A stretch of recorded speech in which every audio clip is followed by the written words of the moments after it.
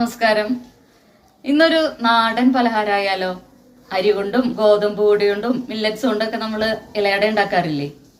നമുക്കത് വ്യത്യസ്തവും എന്നാൽ വളരെ രുചികരവുമായിട്ടുള്ള ഒരു ഇലയട ഉണ്ടാക്കാം കേട്ടോ. ഇനി ഇതിന് വേണ്ട ഇൻഗ്രീഡിയൻസ് എന്തൊക്കെയാന്ന് നോക്കാം. 2 കപ്പ് ഗോതമ്പ് പൊടി, അരമുറി തേങ്ങ, 4-5 ക്യാരറ്റ് ഗ്രേറ്റ് ചെയ്തത്. ഈ ക്യാരറ്റ് ഗ്രേറ്റ് ചെയ്യുന്നതിന് പകരം ചെറുതാക്കിയിട്ട് നുറുക്കിയാലും മതി കേട്ടോ.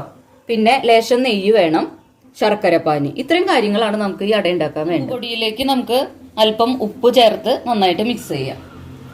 അതിനുശേഷം കുറേശ്ശെയായിട്ട് വെള്ളം ഒഴിച്ച് അത് കുഴയ്ക്കാം കേട്ടോ.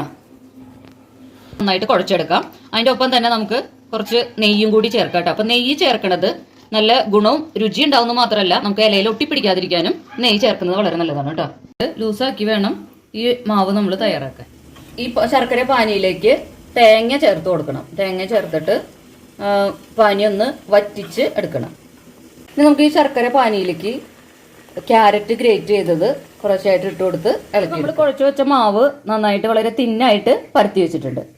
മാവിലേക്ക് നമ്മൾ തയ്യാറാക്കി വെച്ചേക്കണ കൂട്ട് കൂടി ചേർത്തിട്ട് ഒരു പകുതി ഭാഗം നിറയ്ക്കുക. എന്നിട്ട് നമ്മളത് അടച്ചു വെച്ച് ആവിയിൽ ഒരു 15 മിനിറ്റോളം വേവിക്കുമ്പോൾ നമ്മൾ ലേശം വെള്ളത്തിൽ കൈയൊന്ന് പതുക്കെ നനയ്ക്കണത് നല്ലതാട്ടോ ഇടയ്ക്ക്.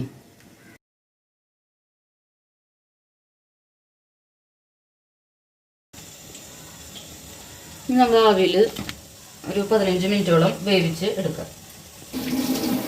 വേണ്ട, നമ്മുടെ അട റെഡി ആയിട്ടുണ്ട്.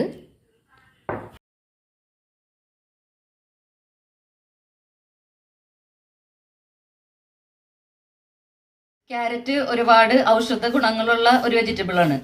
അപ്പൊ അതിൽ vitamin A, vitamin C, anti ഓക്സിഡന്റുകൾ, ഫൈബർ ഇതൊക്കെ അടങ്ങിയിട്ടുണ്ട്.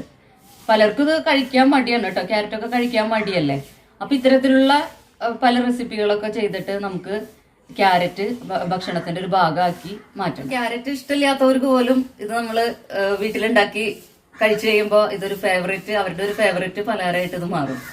അപ്പൊ ഇത് ഈ വീഡിയോ നിങ്ങൾക്ക് ഇഷ്ടമായെങ്കിൽ ലൈക്ക് ചെയ്യുക, കമന്റ് ചെയ്യുക, സബ്സ്ക്രൈബ് ചെയ്യുക, അതുപോലെ ഷെയർ ചെയ്യാനും മടിക്കരുത്.